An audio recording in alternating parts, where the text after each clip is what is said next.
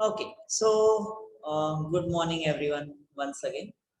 In the last class, we had looked at different laws of Mendel's, right? Am I right?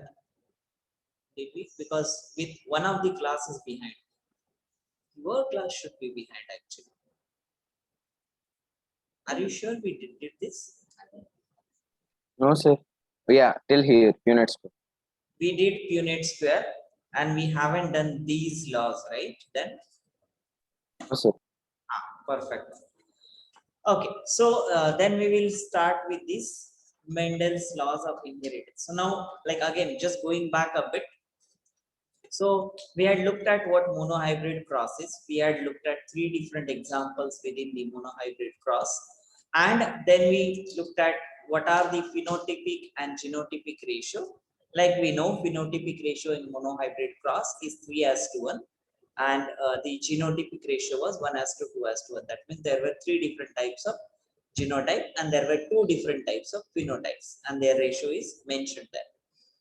In dihybrid cross or dihybrid ratio, we had this phenotypic ratio 9:3:3:1 and the genotypic ratio, like I had explained earlier, it's relatively very complex, so we need not really go for it. You can actually calculate it if you wish to, but it will have those different I don't know, maybe 9 or so values in the ratio.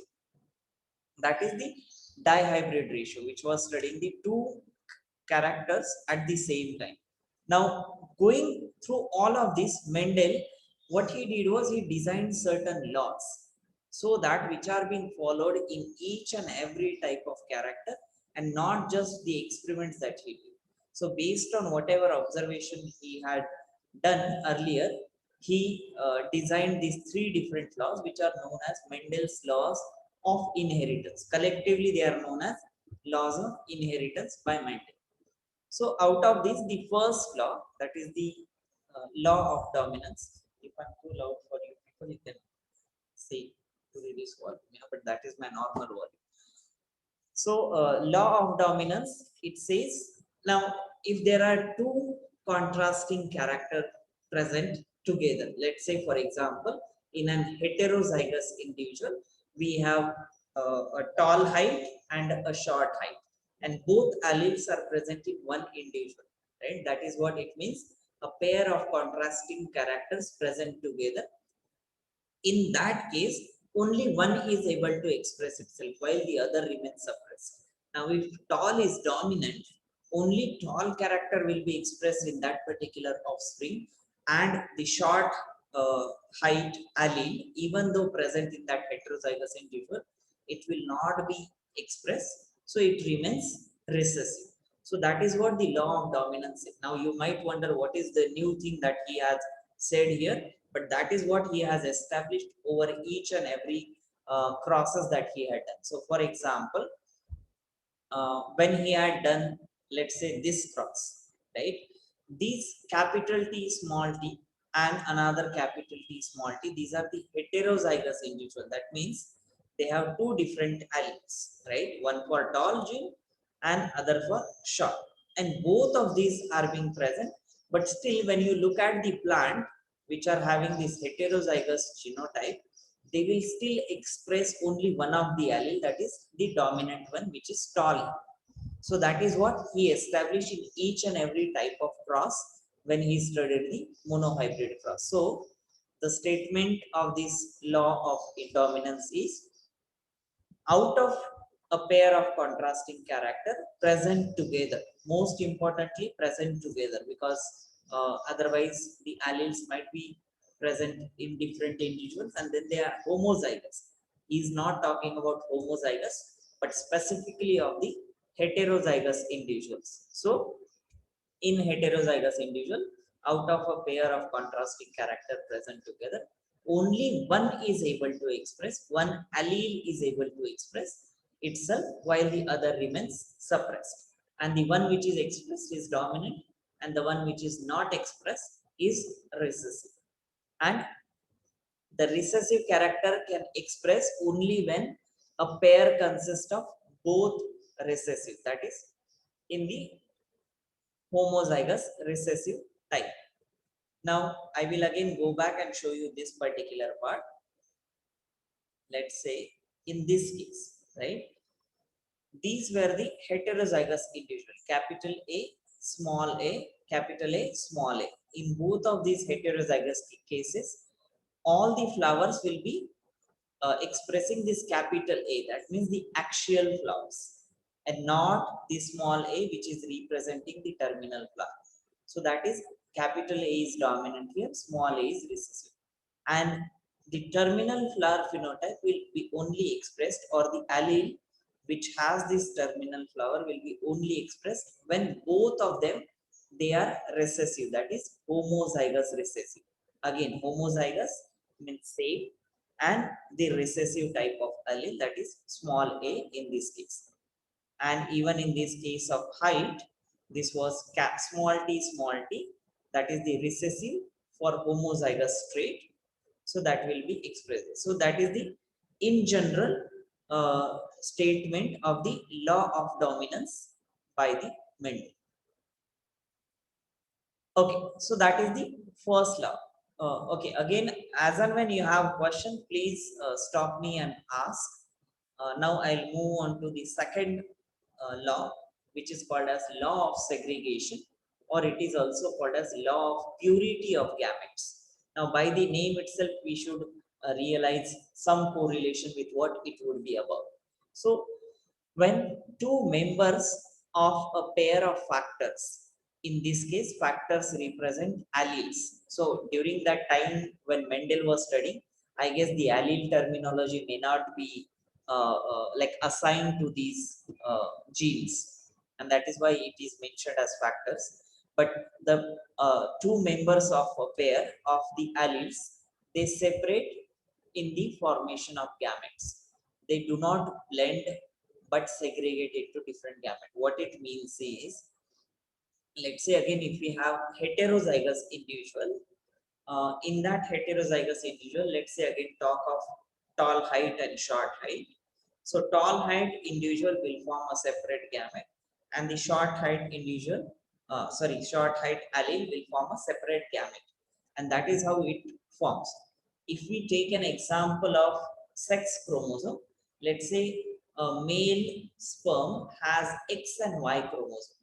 So that means X chromosome will go with one of the gamete and Y chromosome will go with another sperm. That is, two different sperms are formed.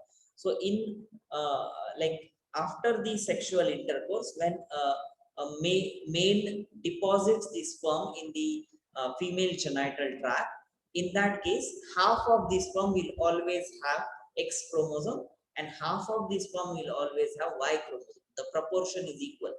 Similarly, in this case also, if we are talking of tall height or short height in the heterozygous individual, half of the gametes, male gamete or female gamete, whichever is that heterozygous male or female, but in that heterozygous thing, half of the gametes will have dominant allele, that is capital T, and half of the gametes will have small t. So these are the two examples that I gave to like elaborate on this process of segregation. So whatever is together in that individual during the gamete formation, it separates again. So that is what it says. The two member or the two alleles will separate during the formation of gamete. Very simplistically, the two alleles which are present in the individual, they will separate during the gamete formation process, and they do not blend together. That means they do not mix together, but segregate into different gametes. And then these gametes will again combine in with the other counterpart. So if it is a male gamete, it will combine with a female gamete and vice versa. So these gametes will combine together by a random fusion at the time of fertilization. So that is the law of segregation or law of purity of gamete. Purity of gametes, because even though there are two alleles present, the gametes will separate the alleles, and that is why it is called as purity of gametes. I hope this part is clear. Then the third law, which talks about law of independent assortment. which says that when there are two pairs of characters, now two pairs of characters means again a heterozygous individual with a tall height and short height, for example. So when there are two pairs of characters, the distribution of alleles of one character into the gamete is independent of distribution of the other. So what does this mean is, let's say, where is the example? I guess I have to take this one on. Okay, so in this case, for example, let's say this is Y stands for yellow, R stands for round, the small y stands for green color of the seed, and small r stands for the wrinkled shape of the seed shape, right? So these are the four different traits. Now when this individual will form the gametes, they will be independent of what gametes are being formed here, and that is what is independent assortment. So that means this can form gametes which are like, let's say, capital Y, capital R, or this second Y and second R. So all these gametes, they will be having one capital Y and one capital R. So these will be all the gametes, and in this case, all the gametes will have small y and small r, right? So, and this gamete formation is not dependent on the other individual. It is only dependent on that particular individual, whatever is present in them. So that is what the law of independent assortment says. When the distribution of the allele of one character into gamete is actually independent of the distribution of allele from the other. That means you don't know which gamete is going to fuse with which one. These are the possibilities. But like I had always been saying, the possibility does not mean all the 16 individuals are formed. Let's say in this cross, this is one of the individual which is being formed. So in that case, whatever gamete is going to the next from the parent generation to the offspring generation is actually this one, capital Y small r and small y small r, and which is like randomly meeting each other or randomly fusing with each other and then forming this offspring. So I hope this part is clear as well, or you can take any other example, even in case of male, like human male and human female also, depending on which chromosome or which gamete is fusing with the female gamete, that decides the gender of the offspring or gender of the child. So let's say X chromosome from the male gamete fuses with the X chromosome of the female gamete, then there will be a girl child.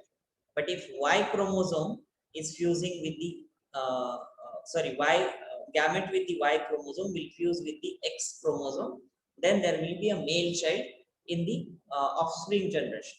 And these two separation or these two fusion is completely independent of how the alleles are being separated in male and in female.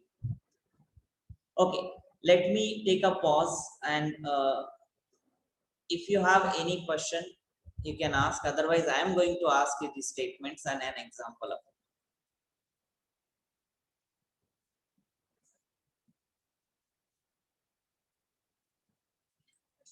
Slightly unrelated. Ask. So then, like, if the whole XY chromosome is how male and female happens, how would it like intersex people? What is the fusion that happens there? We'll see that part just here later sometime. Yeah, here somewhere. X-linked inheritance. So Taru has a question. If you have not heard it clearly, she's asking how are the intersex people are formed if there is separation of gamete like X and Y or only XX in female. So that part we'll see later. It's surely part of this presentation sometime later.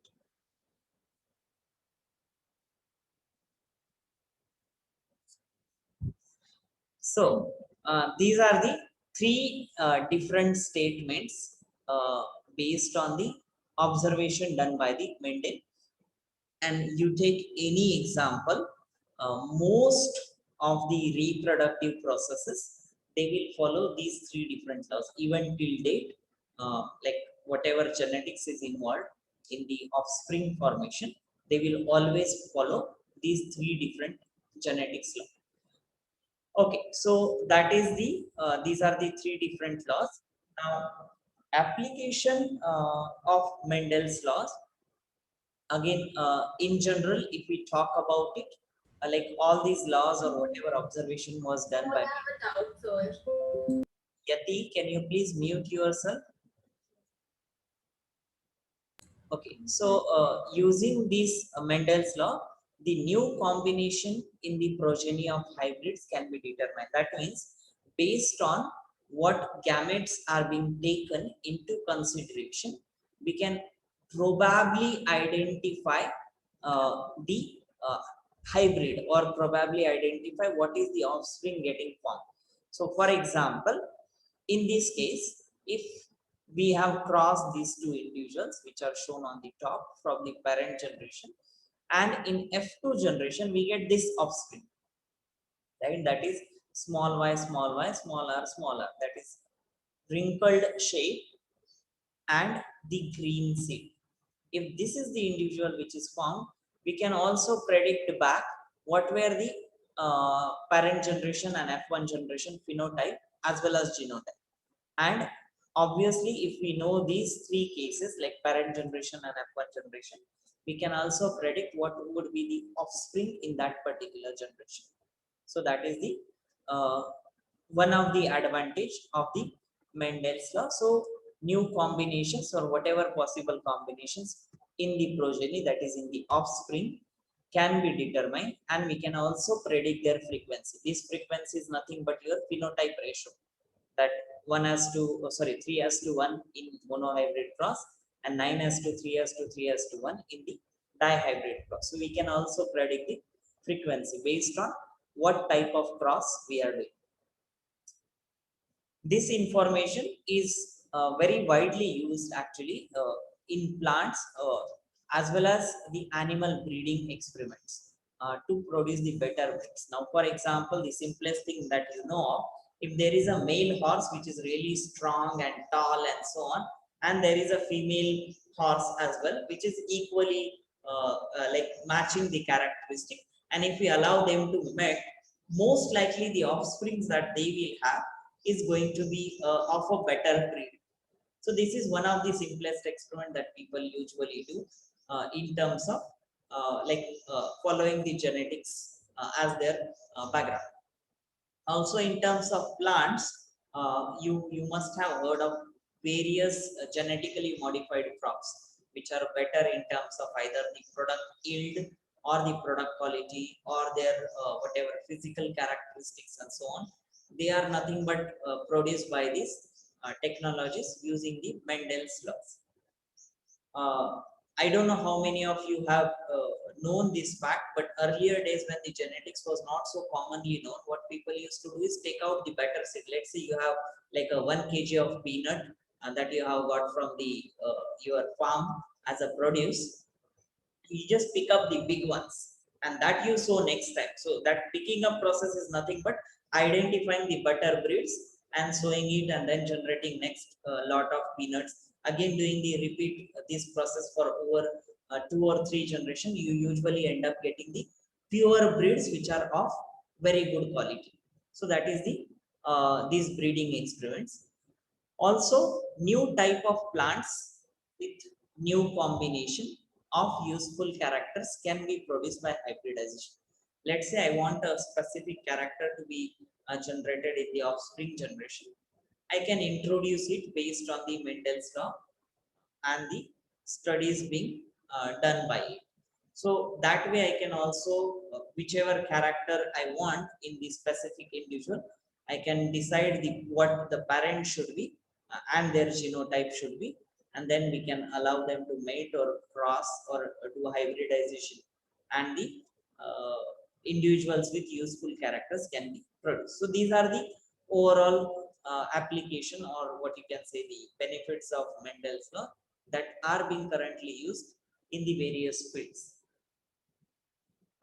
Again, if you have any questions, you can ask me.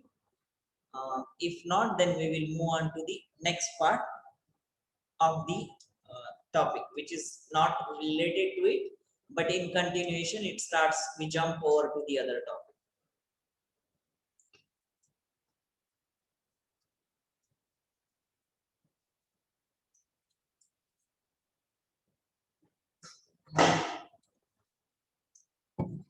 Okay, so then moving on to the sex chromosome linked traits. Now, there are few concepts before we move into this topic, which we are going to talk here about. Obviously, we have seen them earlier. So there is something called as pedigree chart that shows the presence or absence of trait within a family across the generation. So, for example, yeah, this is something called as pedigree chart, which we don't have to study well in detail.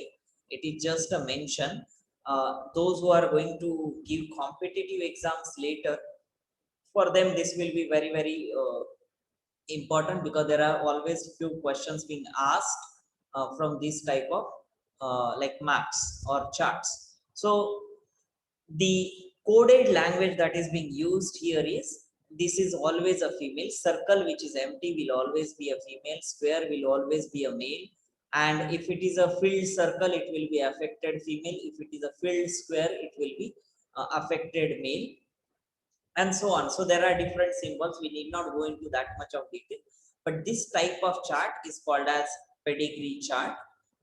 There is another example being shown here. This means they are half heterozygous individual, that they have half blue and half pink color. These are homozygous individuals. That means they have only one type of allele. These are the ones which are in pink. They are usually recessive uh, phenotype. Blue ones are the dominant phenotype. Now that is just in this diagram, otherwise people can use different colors and they show different expression patterns as well. So this is the pedigree chart. Again, like I said, I don't want to go into much details. Those who want to study more about this, you can refer to this reference at the bottom of the slide, and you can study or read more about this. So that is the pedigree chart. Now, why do we have to study it? It actually shows, like, across the generation, like how we predict based on the genotype and phenotype ratio, how we study the particular trait, how it is passing down the generation. That is what is exactly studied by the pedigree chart. It is no more different. Deeta, yes, you have a question.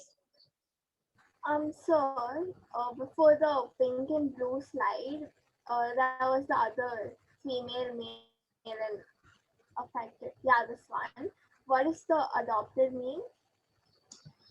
Adopted means it's not literally their own biological child. It's adopted. Like, so, So you know like, what adopted child is, right? yeah, like they aren't the parents, but from other parents' child, they Yeah, adopted. that's what it means. Oh, okay. Yeah, so actually when you look at it, it looks a little complicated, but when you study it, no, it's not at all that complicated. You just have to get used to these different symbols. It's like that mathematical equation, you know the values and you keep solving it. It's something similar here as well. Okay, so let me not go there. So that is the pedigree chart. Then we have already seen what traits are, and we have already seen different types of traits. We just have not studied these two specific definitions, which is called as autosomal trait and sex-linked trait. This is nothing but, like, let's say a human cell has 22 pair plus sex chromosome pair, right? So whatever this 22 pair of the genes will carry as an allele, and they will express into some trait, they are called as autosomal trait. And something which is carried with the sex chromosome, they will be called as sex-linked trait. So for example, let's say the color of my skin is located on chromosome number 5. Hypothetical example, yeah.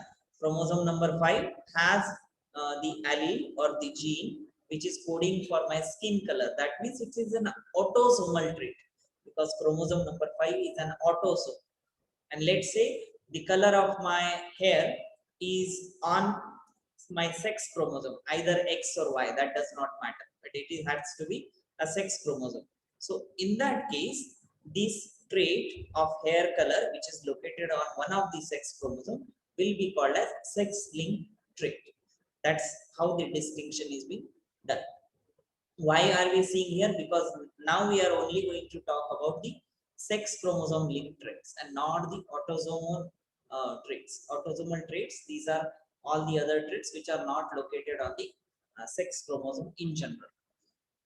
So the first type of the sex linked, first type of the trait in general is autosomal recessive. That means it is located on the autosome and at the same time it is recessive phenotype. I hope you are able to imagine this. Autosomal has nothing to do in terms of its dominance or recessive. It is just because it is located on one of the 22 chromosome, it is called autosomal. And because it expresses, or rather it does not express the phenotype, it is called as a recessive phenotype. So it is autosomal recessive trait. Now, for example, the mutant allele of such traits, they are always recessive. Mutant allele, that means, again, let's say, if I have a gene which is coming to me from my parents, one of them is for tall height and the other one is for short height. Now, if the short height gene is mutated, it's already recessive, plus it is mutated, right? It is not going to express any which ways. So that is what is this autosomal recessive trait. The mutant allele of such traits, they are usually recessive. And for example, now the next generation that I will have, if I give this mutant allele which is recessive and mutant, then that child may have, depending on what is coming from the mother, depending on that, the phenotype will be expressed. But let's say, for example, this mutant allele with recessive character is going from the male side, and the female side also gives the recessive character, but it need not be mutant in that case. But still, the child will be of short height because it is recessive, it is autosomal, and in one of the case it is mutant. One of the allele is mutant. So the allele which is not mutant and which has come to the child from the mother's side, that will be expressing this short-heighted phenotype. Now, like some of the features of these autosomal recessive traits, they are found equally in multiple males and female siblings. Now, why that is the case? Because they are autosomal, they are not sex linked. So there, the combination of the connection of the sex chromosome itself is completely discarded. So that is when the autosomal traits, they are usually found equal in male as well as the female siblings, and of course whose parents are the carriers. If the parents are not carrier of the recessive gene and they only have dominant genes, they cannot give it out in the next generation. It's simple and logical. So that way, the male and female siblings from whose parents they are the carriers of the recessive trait, they will have equal number of male and female having this recessive trait.